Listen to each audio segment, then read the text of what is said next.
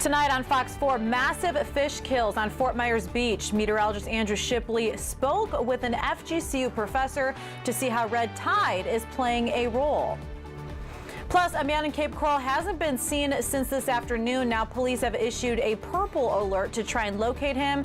We have the details of what officers want you to know tonight. And a celebration in Naples held today to keep the memory of some important pieces of Southwest Florida history alive. Tonight, our Fox 4's Brianna Brownlee is telling us how Jazz on the Lawn was supposed to do just that. Live from Southwest Florida, you're watching Fox 4 News at 10.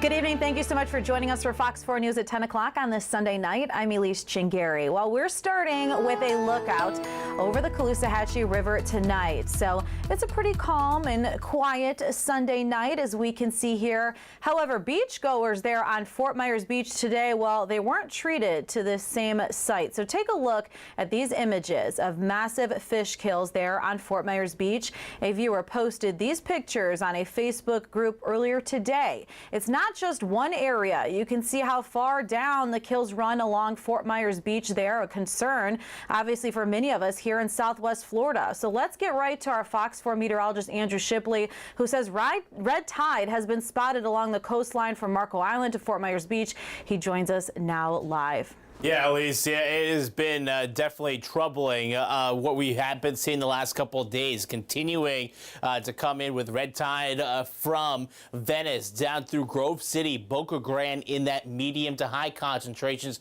also towards Sanibel, Pine Island Sound, up towards Fort Myers Beach. And what we did see this past week, that addition of now up along Collier County for you. And when you get into those medium to high ranges, that's that health alert range where we do deal with that respiratory irritation. A number of folks reach out to me saying that was a big issue up along our beaches here today. We are expecting that again tomorrow. Now, not as much in the morning hours. It's in the afternoon when you get more of those stronger winds pushing from onshore. And that's really what helps push that respiratory irritation, what's in the air, those neurotoxins from the red tide up along the beaches. Obviously, we're going to continue to follow this as we move forward the rest of the week, Elise. Andrew, thank you for continuing to track that for us. Meanwhile, in Charlotte County, crews continue to clean up from Hurricane Ian. Our Fox 4's Caitlin Knapp was out in Port Charlotte today. One woman tells her how she's actually seen parts of porta potties and water near her home. Crews have been working to clean up the water since November 1st. At first, Charlotte County was in charge and assessing what that cleanup would look like. One local boater tells me she's seen quite a bit of a difference, but says there's also still work to do. It's work Joanne Belviso has seen, allowing them to put their boat back in the water. When she was out at the South Gulf Cove boat ramp a week after the storm, she says a ton of debris was in the water. Recently, it's been getting better. Belviso, who lives on the water nearby, says she saw the Broward County Sheriff's Office on the water, using a sonar to check the waterways. Barges came through the last couple of days by our house, and they're bringing up a lot of stuff. Again, trees, limbs, a lot of debris from sheds and porta potties. We're very hopeful that things will get kind of back to normal. According to Charlotte County's website, the Florida Department of Emergency Management has taken over water cleanup in Charlotte County, though it's not clear why. Crews will be using this boat ramp for the next 2 weeks, so anticipate delays and possibly slow boat traffic. Reporting in Port Charlotte, Caitlin Knapp, Fox 4.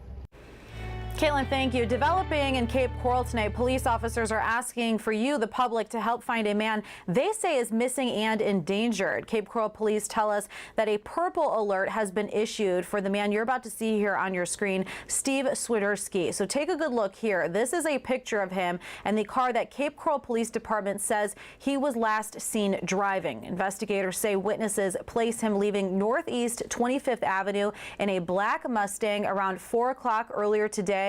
So the license plate number for the car is there on your screen as well. Investigators think it's possible the missing man is headed towards Port Charlotte. And again, he was last seen at 4 o'clock today. You can call that number that you see there on your screen. That's the Cape Coral Police Department if you have any information on Steve's whereabouts. Now happening today in Naples, a celebration to honor figures of Southwest Florida's history. The Baggage Car Project held an event called Jazz on the Lawn, honoring a group of people that worked along Naples rail stops after World War II. The celebration wrapped up around 6 o'clock today, but started at 3 at the Paradise Sports Complex there in Naples.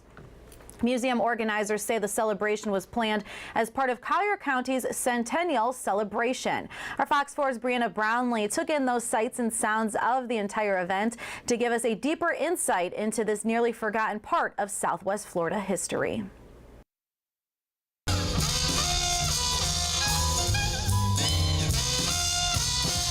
Jazz is a happy form of music, and it gets people out.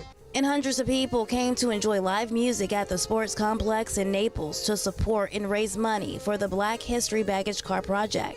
Here in Naples, a lot of people don't recognize that African Americans played a major role, a contribution, be it labor or patents. A first of its kind in Collier County. The Baggage Car Project will be in the Naples Depot Museum, Which was the train depot, the southern end of the train where many passengers came from the 1920s to the 1970s. And much of the depot itself, as well as the tracks, were built by African Americans. Vincent Keys, the president of Collier County's NAACP, was the one who discovered the old baggage car that would be used in the exhibit. As a former railroad worker, he explained to me the significance of the railroad and its workers.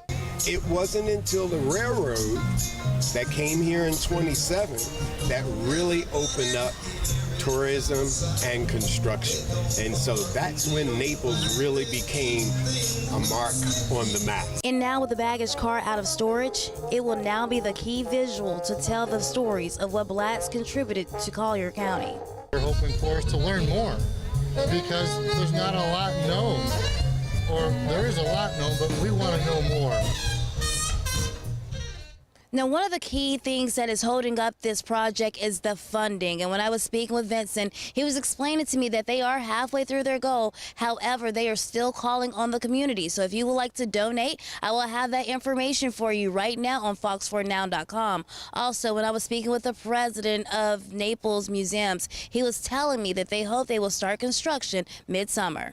In Naples, Brianna Brownlee, Fox 4. Bree, thank you so much. Well, we've told you about at least one group of those bag carriers before. So Fox 4, if you remember, actually went to the museum in Naples that helped organize the event this week, but talked about a different group of men that still operate their family business more than 50 years later. He talked about the late Cleveland Bass, which was one of those porters handling the bags and serving customers. So in 1968, when Pullman stopped operating, Mr. Bass soon took $500 to buy a truck and some moving equipment. 54 years later, this is Cleveland Bass Movers. Walking through the building, a trip through history. The family still runs the business to this day.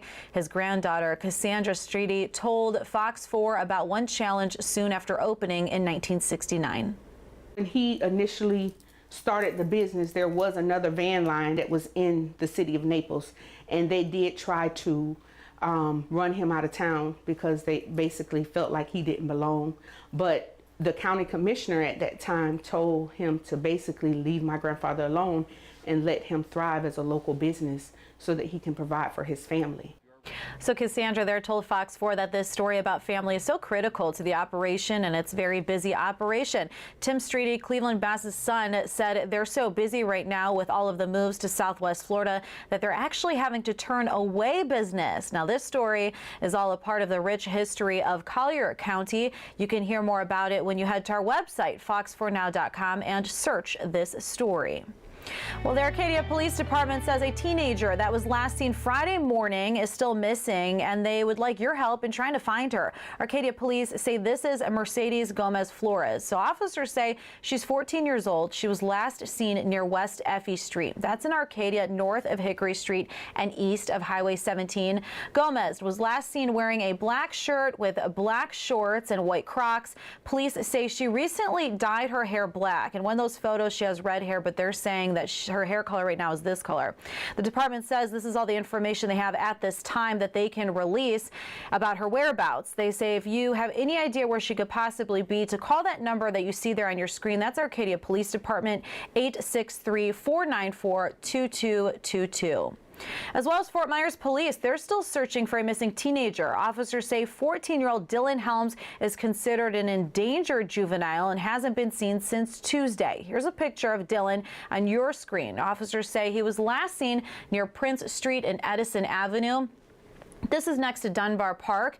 FMPD tells us he was last seen wearing a gray hoodie, black t-shirt, and pink shorts. If you've seen Dylan or have any information about his whereabouts, you're being asked to call the Fort Myers Police Department. Well, the record heat setting we're seeing in Florida right now may be showing up in more ways than just your AC bill. Coming up, why scientists say those temperatures as high as 90 in February may be making your allergies worse.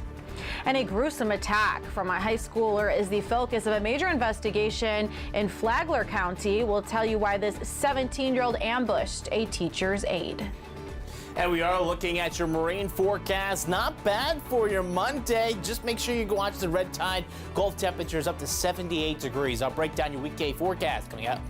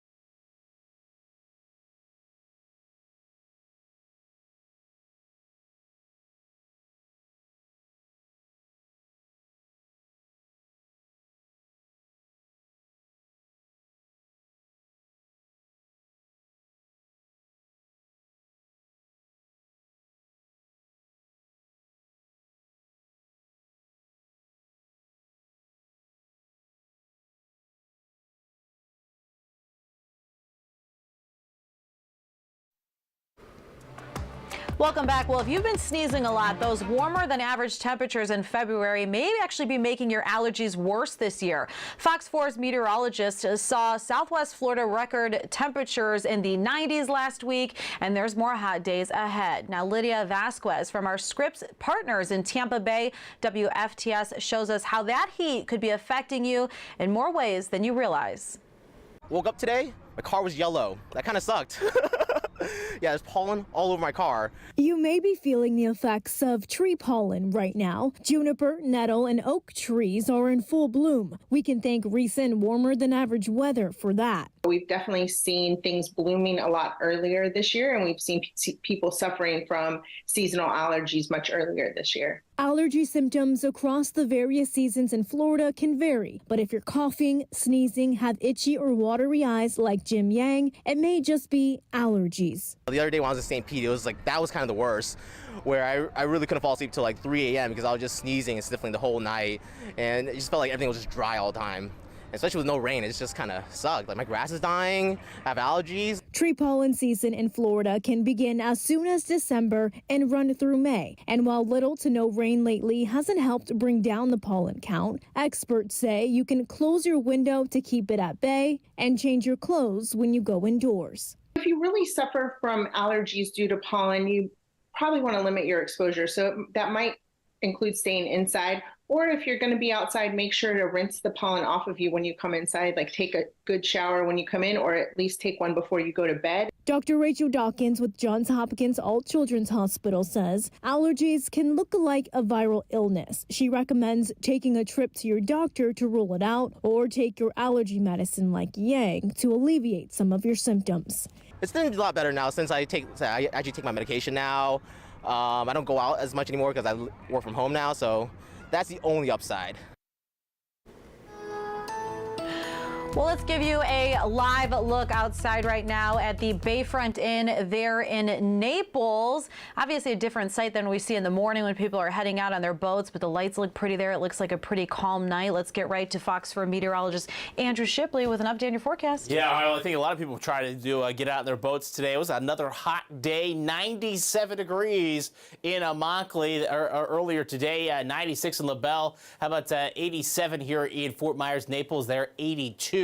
But we are looking at temperatures at this hour, 71 degrees, so still on that mild side, though I do expect over the next couple hours we will see those temperatures slowly cool in towards the 60s. But you notice pretty clear skies out there. That's expected over the next couple hours, but as we get closer towards daybreak, I am going to be watching patchy areas of fog for you tomorrow morning. Let me time that out for you here. As we get in towards about 4 o'clock in the morning, you see a lot of that up to the north there, to Soto County, into Charlotte County, even into Glades County, but watch what happens as we get closer to about 7:30. More of that fog up and down the coastline for you. Now, this is not going to linger, though, all morning long. I do expect probably about 9, 10 o'clock, it starts to lift on out and mix out and lead to plenty of sunshine. That sunshine is something we're going to be seeing plenty of again on your Monday. Looking at pretty clear skies out there. Winds, yeah, they're coming off the Gulf, and that's going to be a big factor in things tomorrow because we are expecting that to keep temperatures down just a few degrees up along our coastal communities. 82 degrees Fort Myers, 83 Naples, as well as in Punta Gorda. Different story inland, though. We're still getting up to that 90-degree mark. Immokalee, Lewiston, Moorhaven, again, with those southwesterly winds. Now, they will be rather light in the morning, kind of variable, but watch what happens in the afternoon. Picking up gusts 20, 25 miles an hour, so we'll get breezy later on in the day. It's something we're going to be also noticing with the humidity. A little bit more humidity closer towards the coastline there with those winds blowing off the Gulf of Mexico. Inland, though, lower humidities, 20s and 30s. Yeah, you get below 35%. That increases our fire danger, especially with now critically dry conditions in Collier, Hendry, and newly today, Lee County. It's the driest counties in the entire state because we just really haven't seen any rain. Check out the rainfall just this month. Yeah, 0 in Naples. If we do finish the month, and I do expect us to finish the month this way, 0 rainfall. That would be the first time since 1949. So in terms of your fire danger tomorrow as a whole, Collier, Hendry County, and that moderate range, rest of us in low, though I still want you to be careful because we have been so dry. And we do expect to continue to stay dry at least through the next 5 days here. Now, as we roll into next weekend, there's a small 20% chance of some showers here. And let's take a look at this as a whole here. It's a 7-day forecast. Still looking at above normal temperatures, normal 79 for this time of year as we start to warm things back up into your Thursday, 87 degrees, 86 Friday, and windy out ahead of that next front moving in Saturday. And again, that's going to bring that 20% isolated showers and storms, but really not cool us off. We're only still looking at a high of 80 next Sunday, and that's still above normal. Andrew, thank you so much. Well, still ahead here on Fox 4 News, a 17-year-old is facing felony charges after ambushing a teacher. We have the video from that brutal attack coming up. Plus, major fish kills here in Southwest Florida on our beaches. This is on Fort Myers Beach. Coming up, an FGCU professor is telling us how a possibly historic red tide season is contributing to this. Stay with us.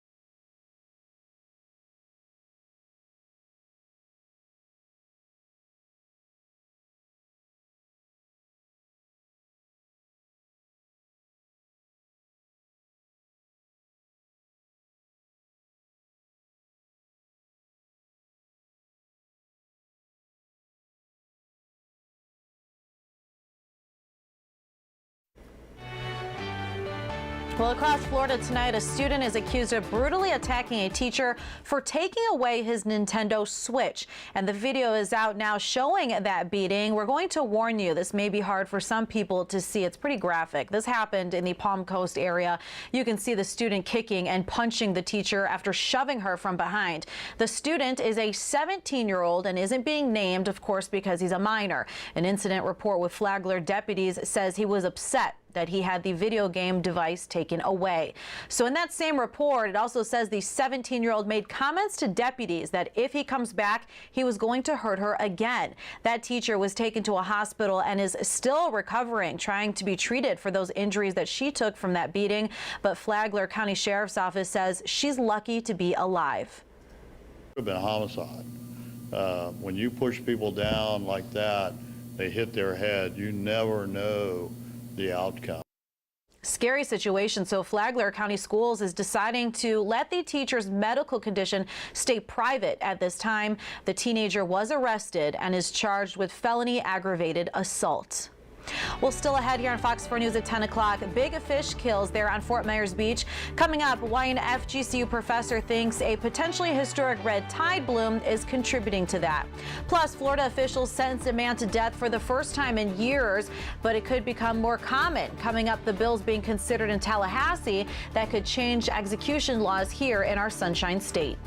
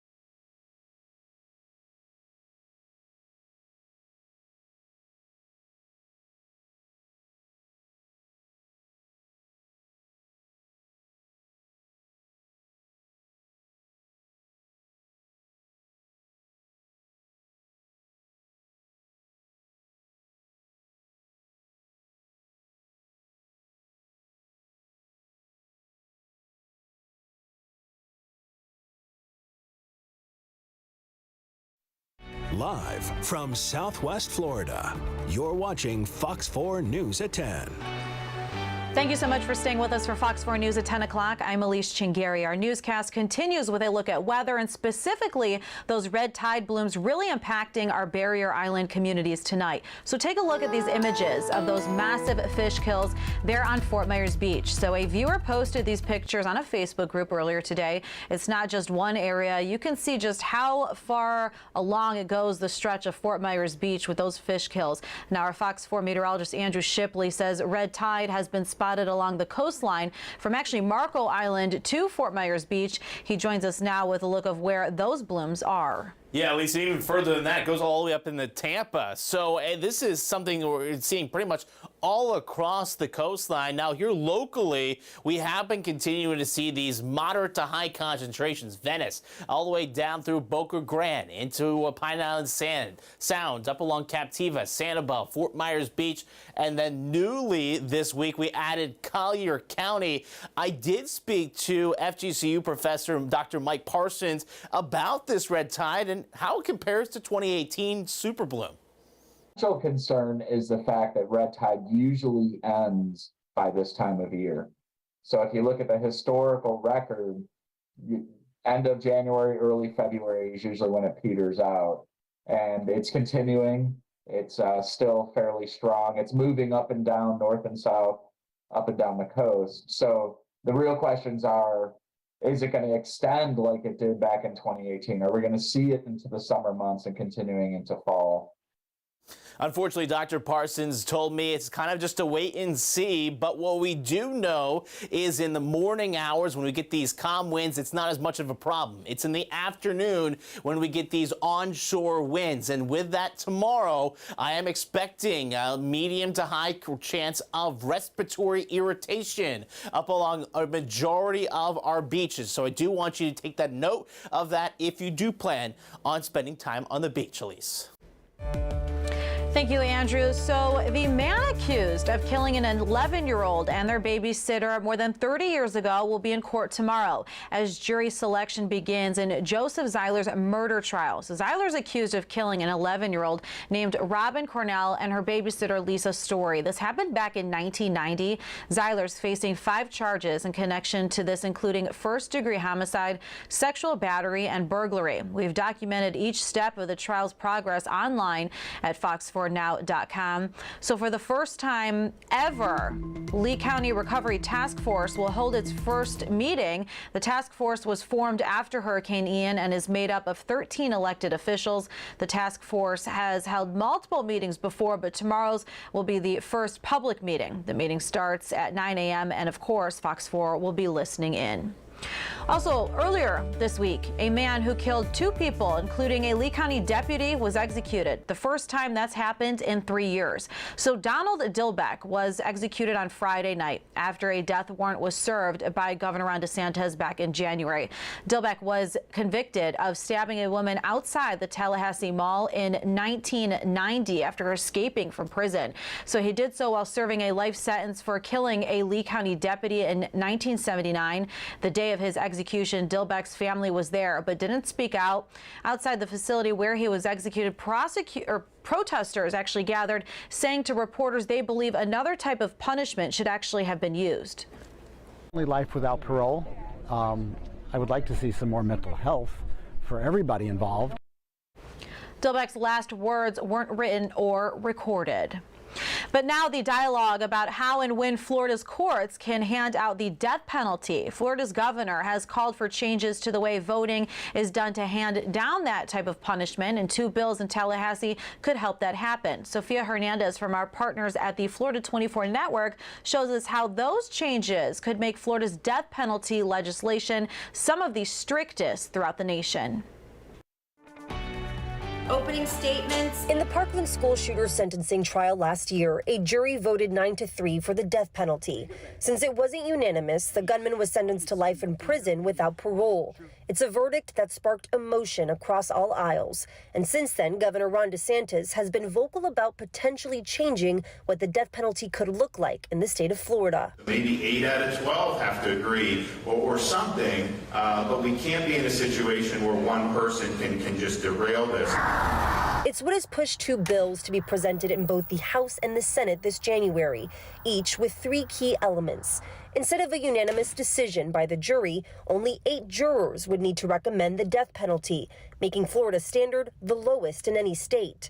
The new proposals also reduce a jury's verdict to become an advisory recommendation instead of decision, and brings back the ability for a judge to override a jury's verdict. The proposal, which has been filed in both the House and the Senate, will make Florida the most extreme death penalty statute in the country. It will be the biggest outlier. Maria De Liberato, a former prosecutor, believes these new bills may only bring more harm than good, as these changes are bringing back language that was found unconstitutional in a federal decision from 2016. Like we saw when Hearst came out, we had over 100 new penalty phase resentencing proceedings that had to happen, some of which are still pending.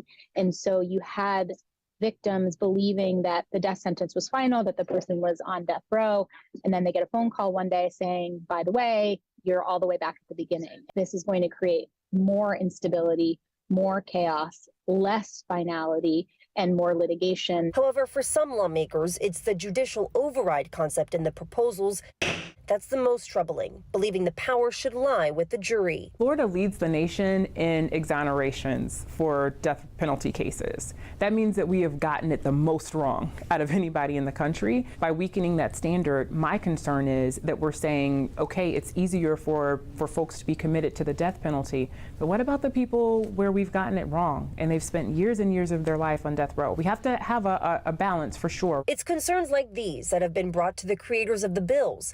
They did share, right now, nothing is set in stone. We are planning on filing an amendment to sort of fix some of the issues that have been raised with some conversations with staff and then with some state's attorneys. I'm not going to go into what's in it, but you could probably bank on an amendment being filed along with the legislation when it's heard in committee.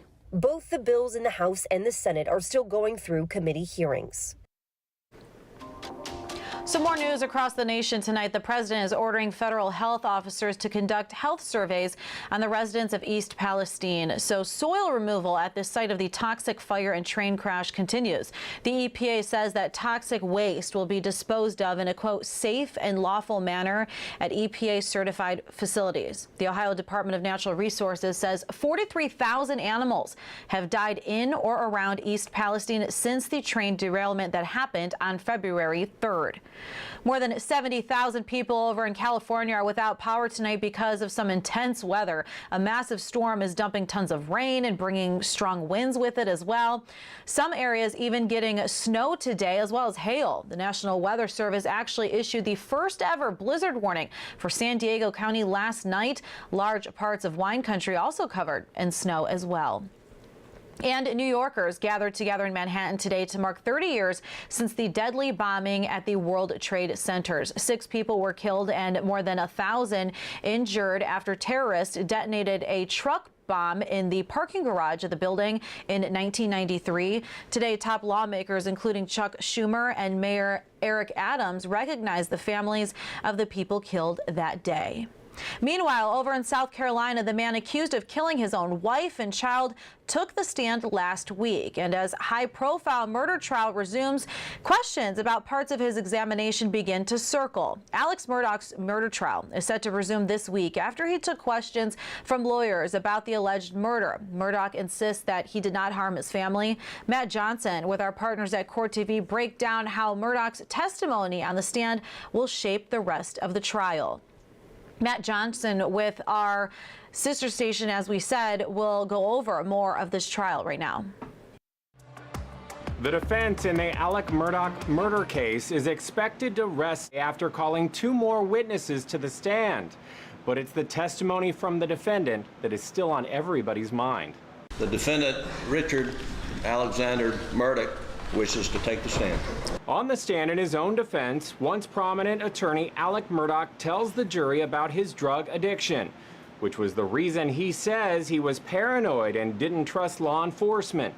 He talked about lies, stealing millions from his law firm and clients, and admitted he lied about being at the kennels moments before the murders. Mr. Murdaugh, is that you? On the kennel video at 8:44 p.m. on June 7th, the night Maggie and Paul were murdered? It is. Were you in fact at the kennels at 8:44 p.m. on the night Maggie and Paul were murdered? I was.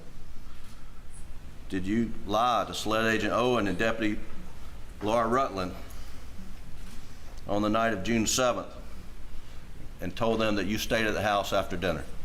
I did lie to them. On cross, he detailed taking up to 60 pills a day on some days before the murders. Told the jury his family knew about his struggles with addiction and that he could never hurt his family. Once again saying he believes the murders were connected to the boat crash that killed Mallory Beach. Mr. Murdaugh, are you a family annihilator? A family annihilator? You mean like, did I shoot my wife and my son? Yes. No. I would never hurt Maggie Murdaugh. I would never hurt Paul Murdaugh under any circumstances. And after the defense rests their case, then it will be a short rebuttal case by the state, which means that we could see closing arguments as early as Wednesday. Well, still ahead here on Fox 4, a popular rapper in Broward County has a warrant out for his arrest tonight. After the break, why a judge issued that warrant for Kodak Black today. I'm John Mattery's great homes and apartments for rent that aren't really for rent at all. The warning signs of a rental scam. Coming up. And Twins at Red Sox tomorrow here in Fort Myers, and looking at plenty of sunshine. Make sure you do have that sunscreen on and stay hydrated. I'll break down your weekday forecast coming up.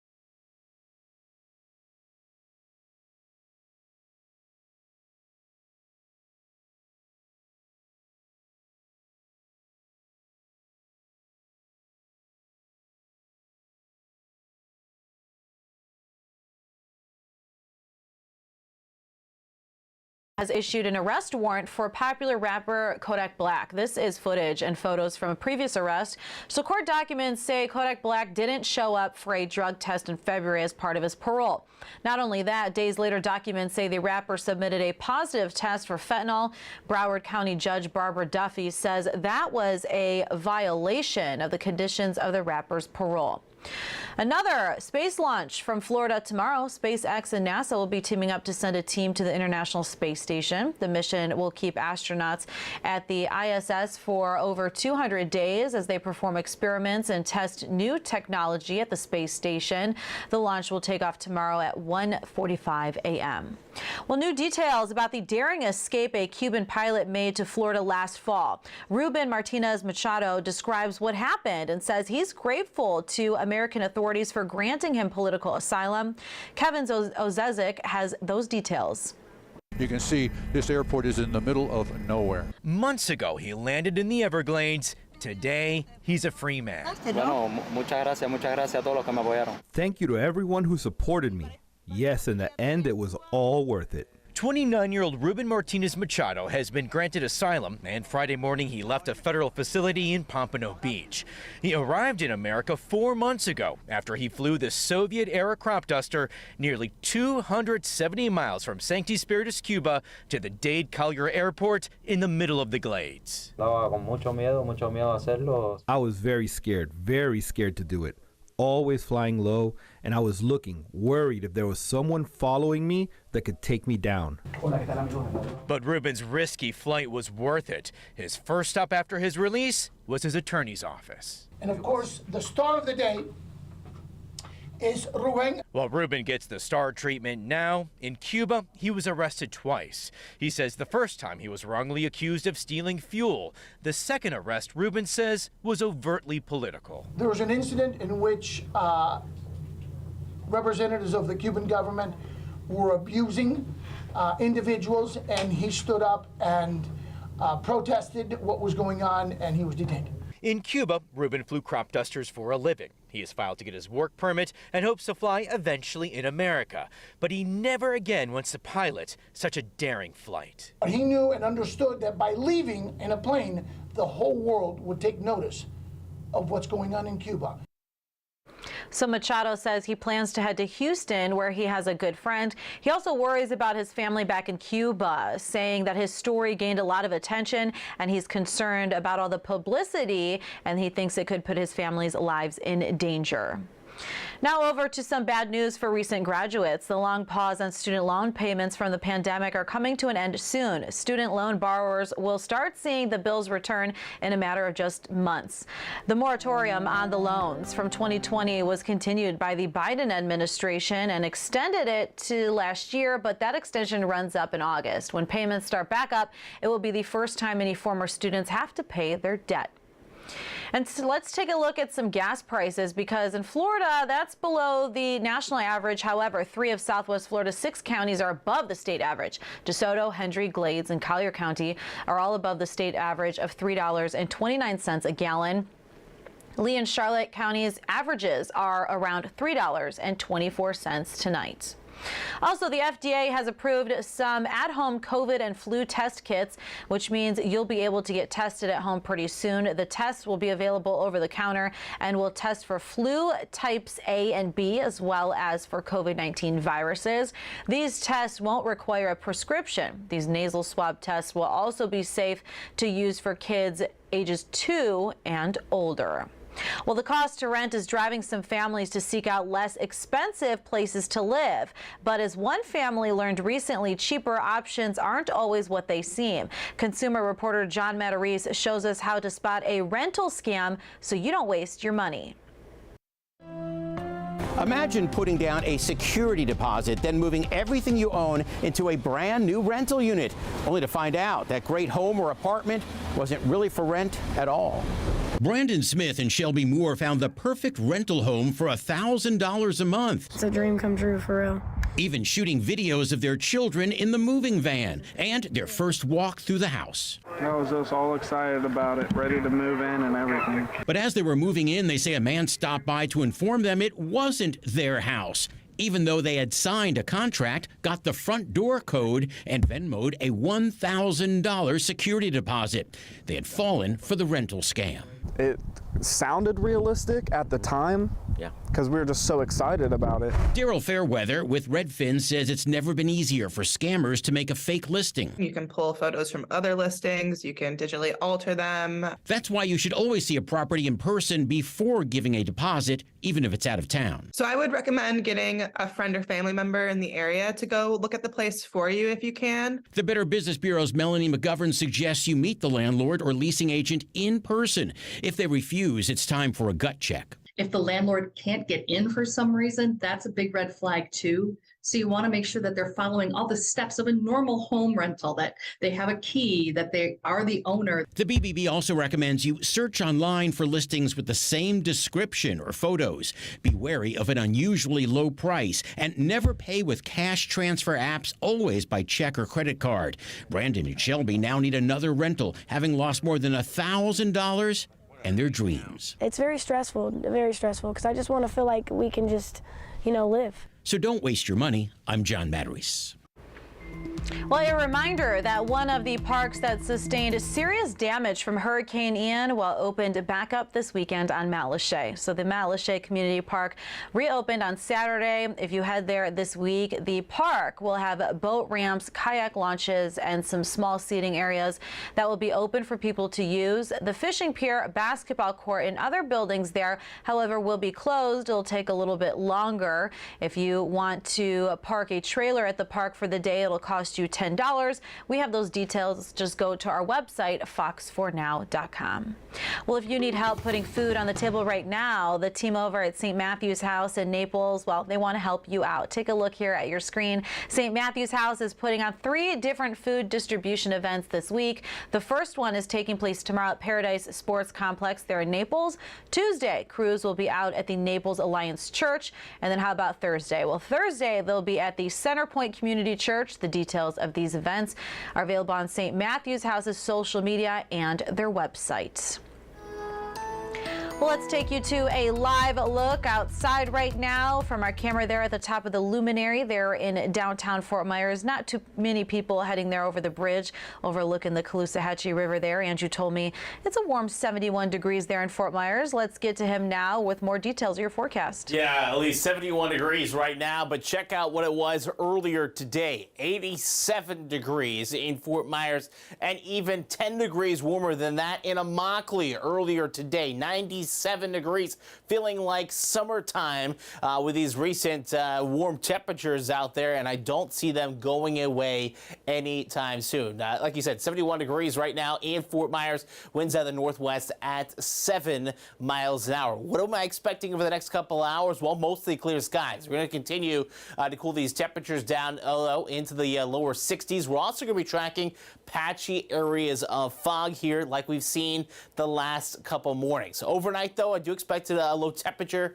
right around 62 degrees at daybreak tomorrow. But let's talk about the fog. We are looking at, again, most of that very patchy in nature, but do expect to peak right around 7:30. And you can see some of our friends here are going to be seeing visibility down about a half mile or so. So I do want you to plan accordingly for that. The good news is this should lift out by about 9 o'clock. And as it lifts out, well, you name it, right back to the sunshine. It's something we're going to continue to see here across the Sunshine State the next several days. But what we are going to be noticing is that southwesterly winds coming off the Gulf of Mexico. The Gulf sitting in the upper 70s, but just enough to keep those temperatures down a few degrees as we get up along our coastline.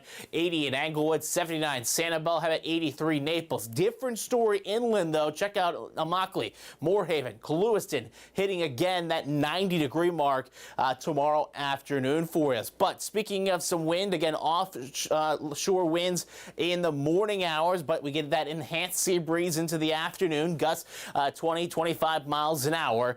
Something I do want you to think about tomorrow, especially because we are expecting that change in humidity from coastal communities to inland communities because, again, you get those winds coming off the Gulf, going to increase humidity just along the coastline, just enough, because inland, we're looking at 20 and 30% humidities into that threshold, that 35% threshold that does increase our fire danger. So I do want you to be careful, especially now with critically dry conditions in Collier, Henry, and Lee County as of today. The rest of us still in that very dry category and quickly drying out because we just really have seen no rain across southwest Florida. Naples, no rain at all. And if we do finish the month, and it does look that way in Naples, that would be the first time since 1949. So yes, we do need some rain around these parts.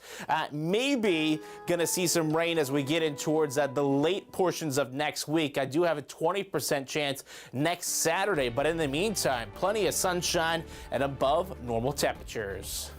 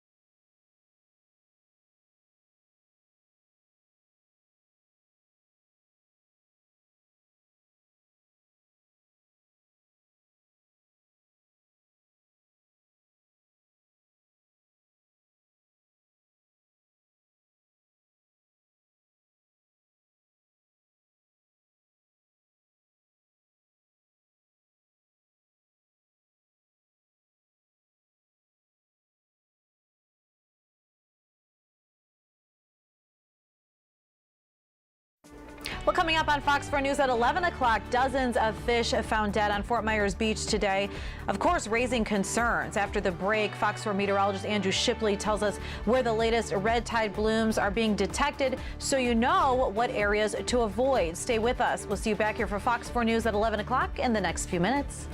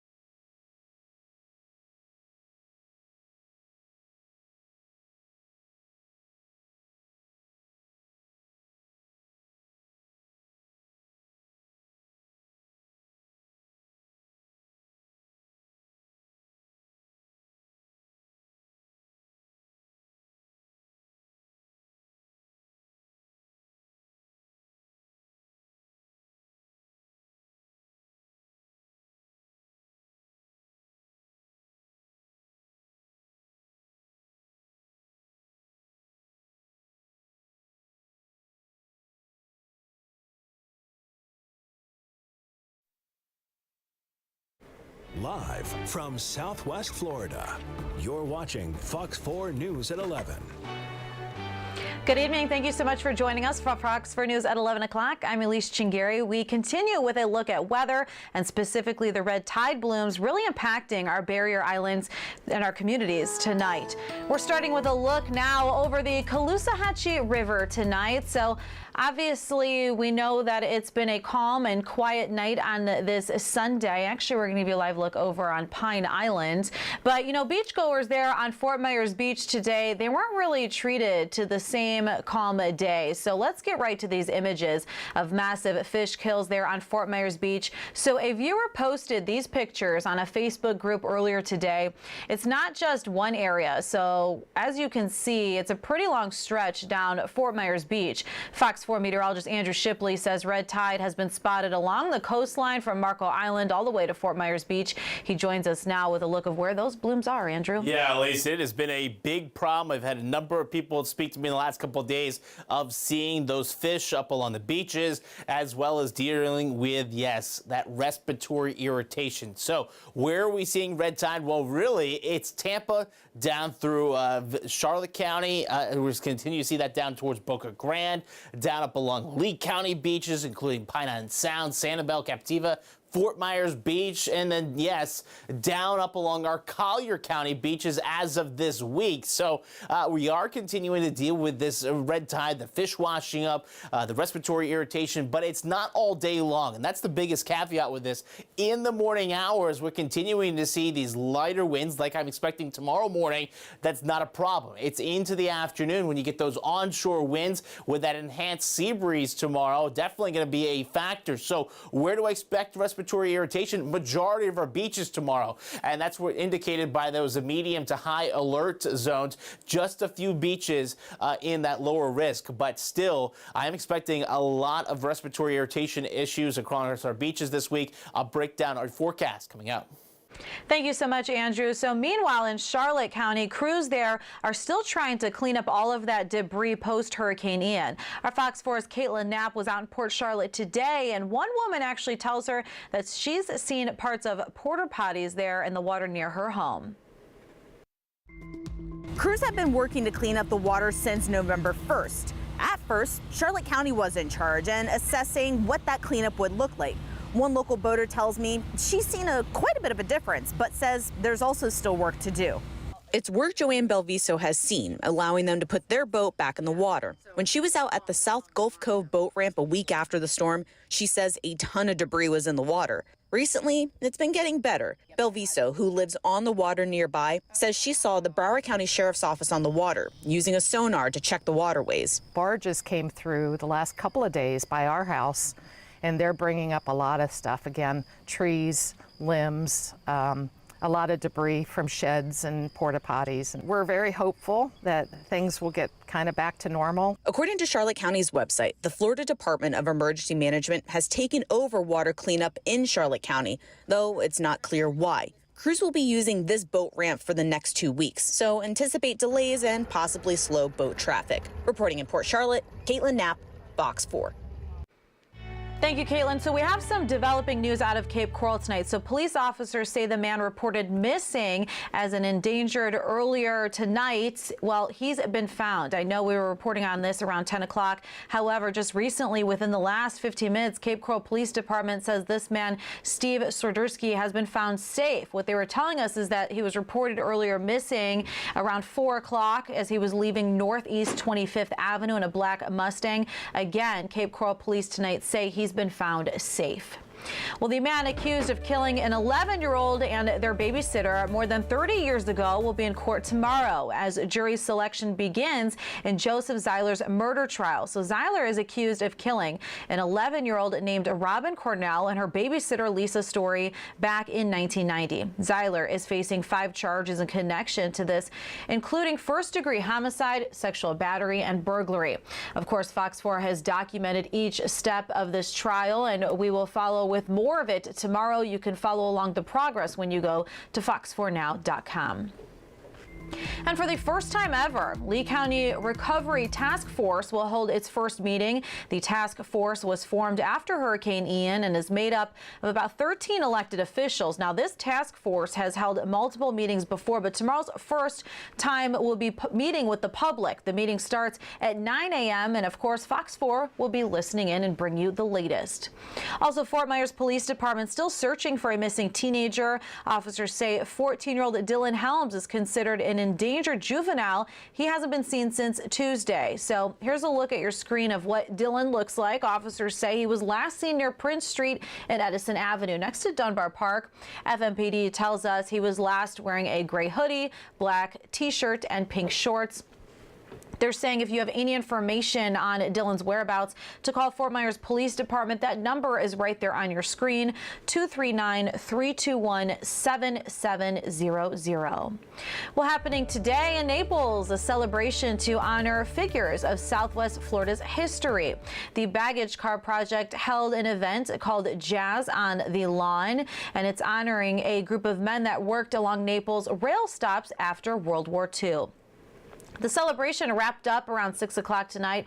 It all started around this afternoon at the Paradise Sports Complex in Naples. So museum organizers say the celebration was planned as part of Collier County's centennial celebration. Our Fox 4's Brianna Brownlee took in the sights and sounds of that event to give us a deeper insight into this nearly forgotten part of Southwest Florida history. Take a listen.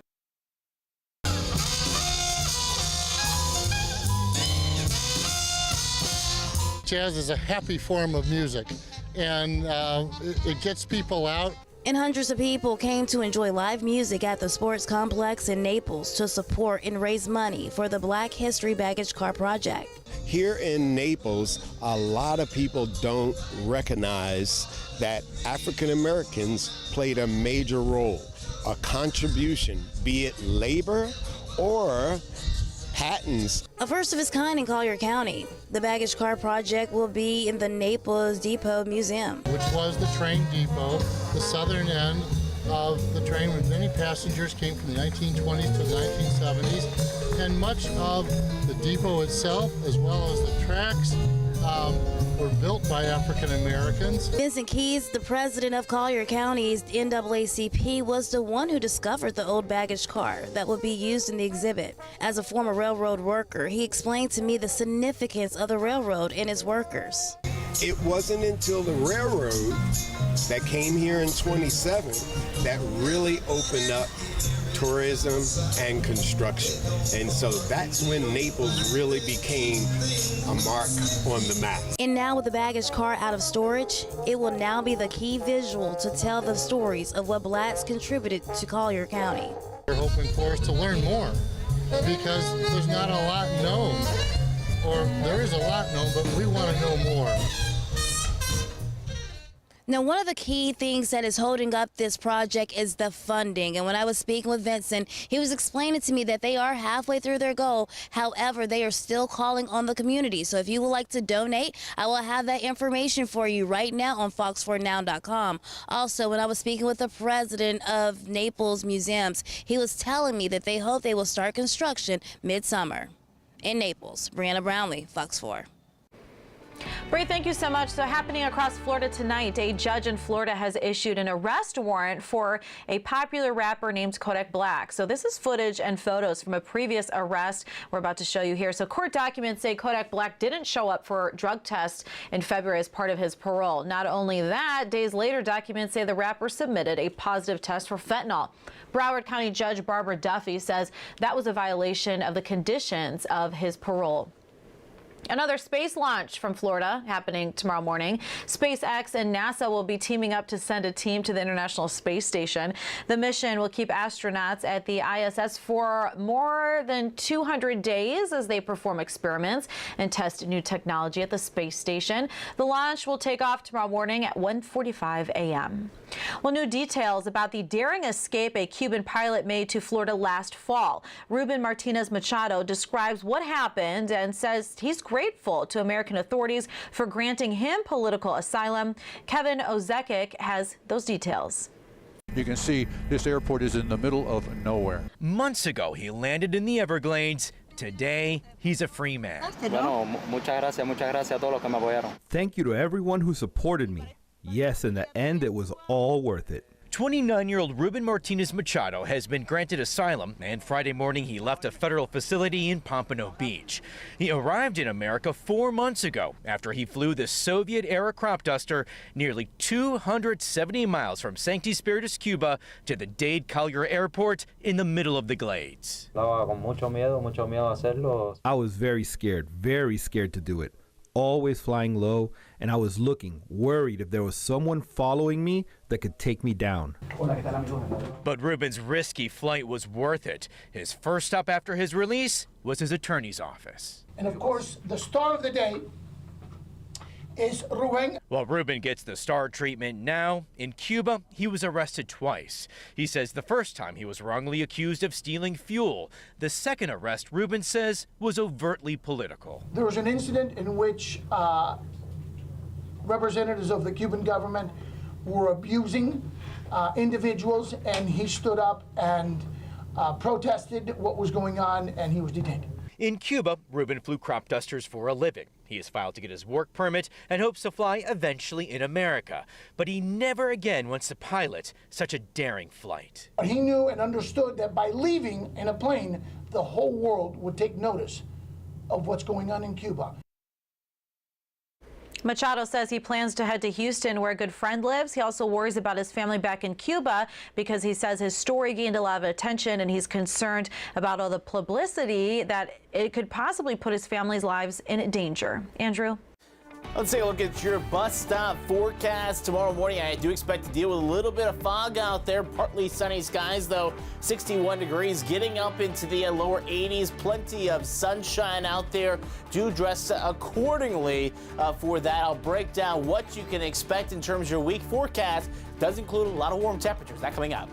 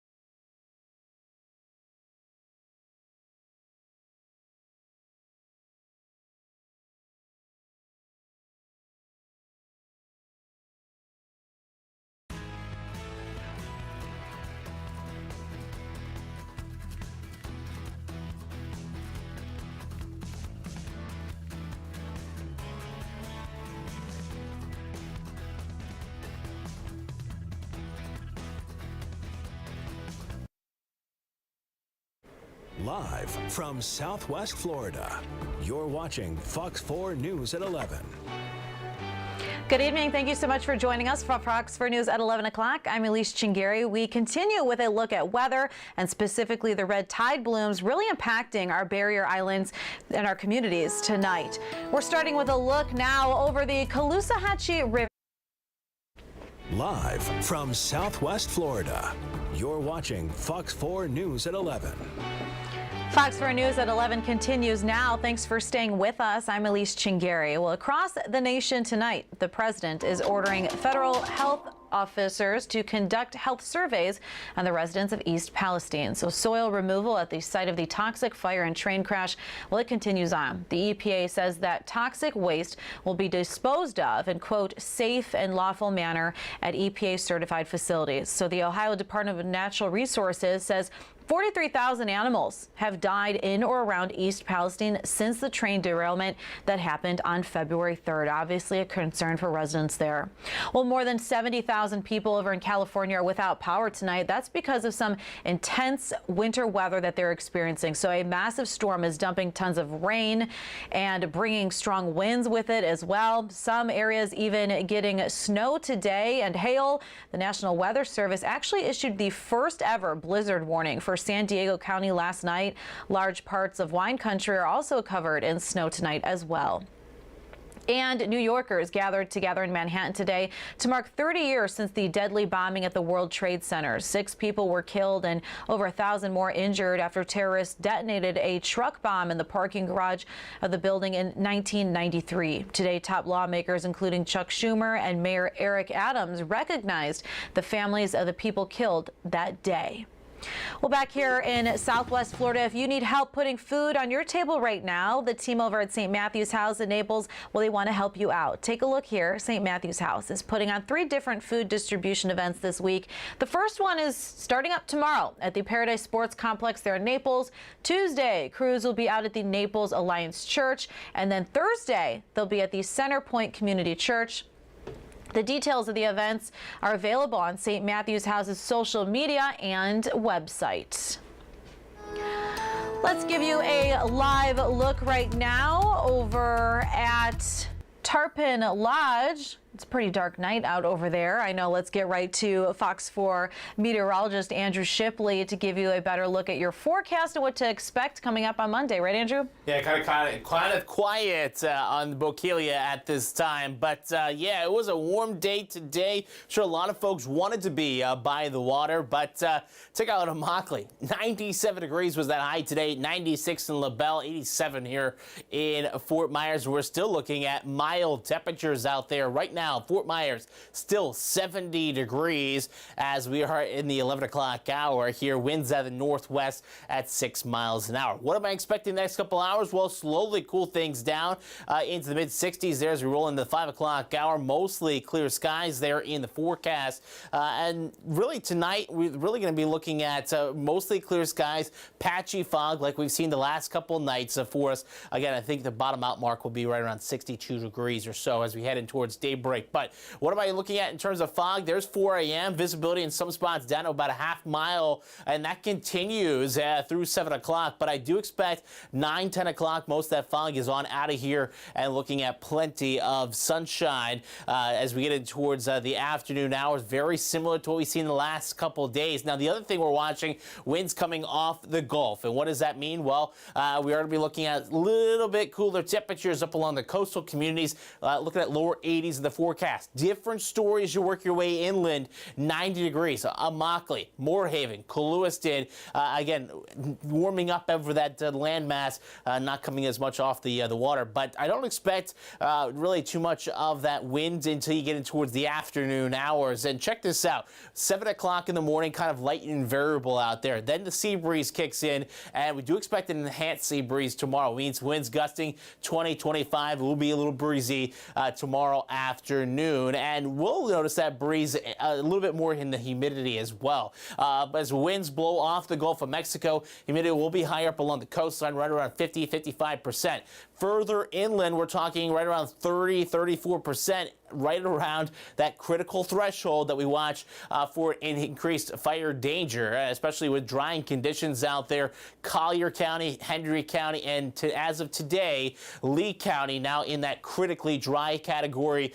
We do expect Collier County to get even drier tomorrow, likely putting those burn bans in place. So we're right on the fringes there of that 600 that they marked that they watched. So in terms of rainfall, though, Naples, yeah, no surprise. 0 rain so far for the month of February, and we don't expect the rain the next couple of days. So that we will finish the month there, I think, with 0 precipitation, first time since 1949. And we do need the rain all across Southwest Florida. It is our dry season, but it doesn't hurt to get a little bit of moisture out there. We do expect the next chance of showers, that to be on Saturday, but only right now a 20% chance. So the rest of the week, though, above normal temperatures and plenty of sunshine.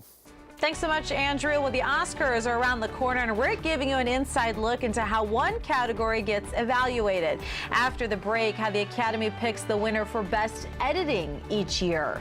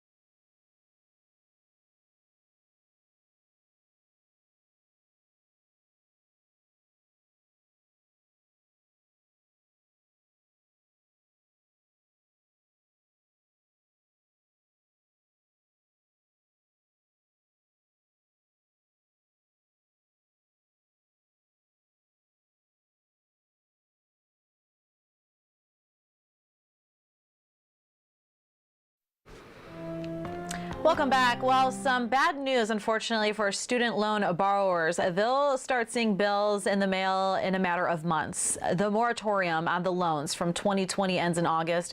When payments start back up, it will be the first time many students have to pay their debt. And now on to talk about some gas prices. In Florida, numbers are below the national average, but 3 of Southwest Florida's 6 counties are above state average. DeSoto, Hendry, Glades, and Collier County are all above the state average of $3.29 a gallon. How about Lee and Charlotte counties? Well, those averages are around $3.24 tonight. While we are in the thick of award show season, we're looking at the contenders and why they're even nominated in the first place. One category is, of course, editing. You know, the work that's done after the cast and crew get to pack up and go home after filming wraps up. Scripps News correspondent Casey Mendoza explains what makes editing Oscar worthy.